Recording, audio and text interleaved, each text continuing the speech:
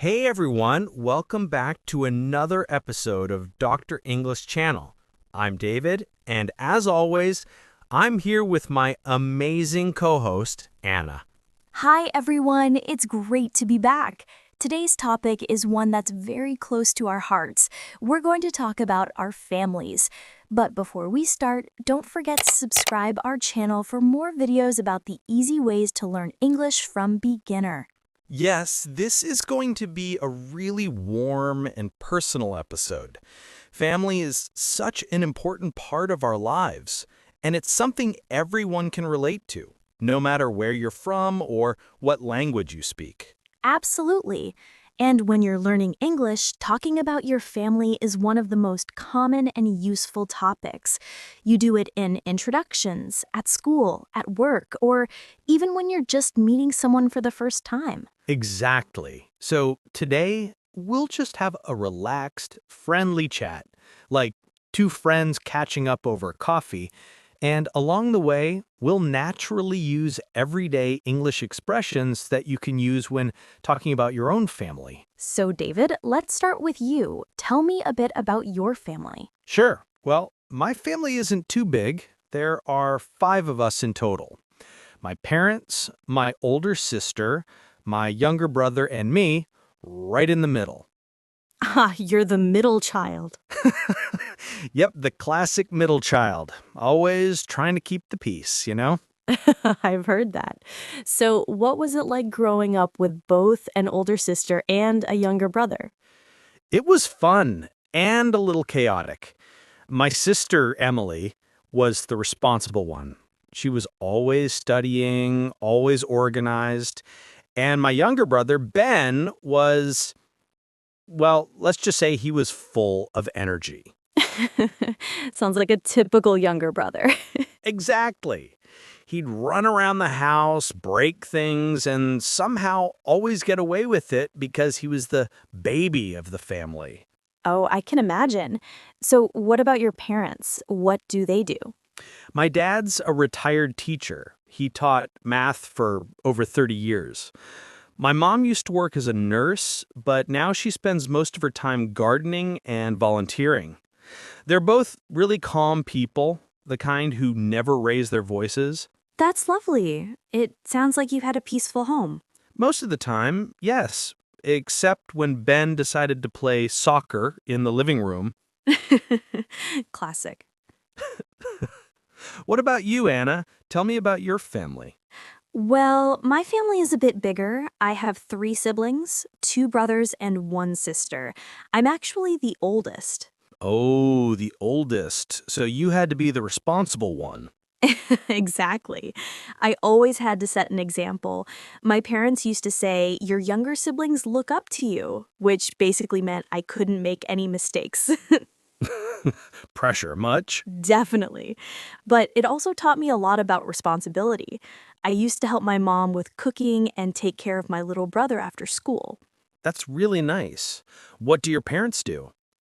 My dad's an engineer, and my mom runs a small bakery. She's an amazing baker. Our house always smelled like fresh bread and cake when I was growing up. Oh, that sounds heavenly. What kind of things did she bake?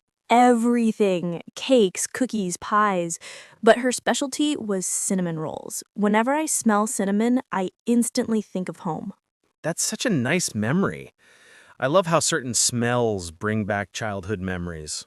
Speaking of memories, what are some traditions your family had when you were growing up? Hmm. One of my favorites was our Sunday breakfast. Every Sunday morning, we'd all sit together and have pancakes. It was like an unspoken rule. No phones, no TV, just pancakes and family time. I love that. My family had something similar. Every Saturday night, we'd have movie night. My dad would make popcorn, and we'd all pick one movie to watch together, usually something funny or animated. That's awesome. Did you ever fight about what to watch? Oh, all the time. My brothers always wanted action movies, and my sister and I wanted romantic comedies. So we usually ended up watching whatever my dad chose. Smart dad. Yeah, he was the peacemaker. You know, those little traditions really shape who we become.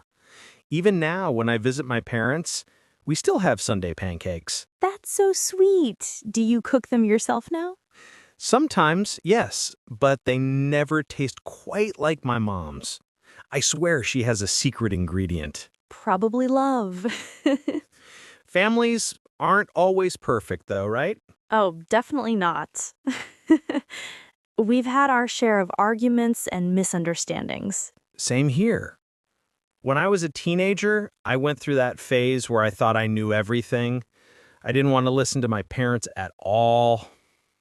I think every teenager does that. True. But later, I realized how much my parents had sacrificed for us. My dad used to tutor students after school just to earn extra money for our education. That's so touching. My parents did something similar.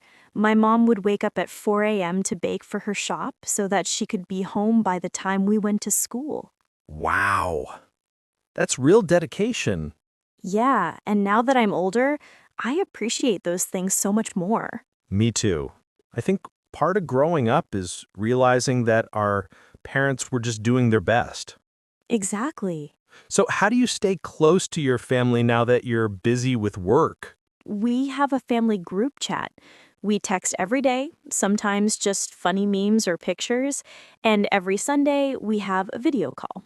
That's such a great idea. I try to call my parents once a week, but it's not always easy. Yeah, adult life gets busy, but I think even small things like a short call or a message mean a lot. Totally. My sister and I also make it a point to travel together once a year. It's our little tradition now. That's wonderful. Where did you go last time? We went to Italy, my mom's dream destination. We actually took her with us. Oh, that must have been special. It was. She cried when we saw the Colosseum. She said she'd always wanted to visit, but never thought she would. That's such a beautiful family memory. So, David, what does family mean to you?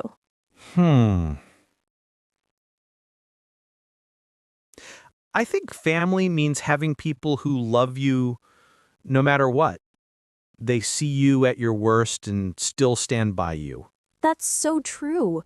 For me, family means support, knowing that no matter how far I go or how busy life gets, I have people who will always care for me. Yeah. Family gives us roots, Even when everything else changes, those roots stay. Exactly. And it doesn't always have to be blood relatives. Some friends become like family too. Yes, chosen family. Sometimes the people who understand us best aren't related by blood. Talking about family always makes me a bit emotional. Me too. It reminds me to be more grateful for them. Same here. I think everyone listening should take a moment today to reach out to their family, send a message, make a call, say thank you. Yes, even a simple I love you can mean a lot. Absolutely. Well, that's all for today's episode. Thank you everyone for joining us on Dr. English Channel. We hope you enjoyed this cozy chat about family and maybe learned a few natural expressions along the way. Remember, family isn't perfect, but it's one of life's greatest gifts. Beautifully said. See you next time. Bye, everyone.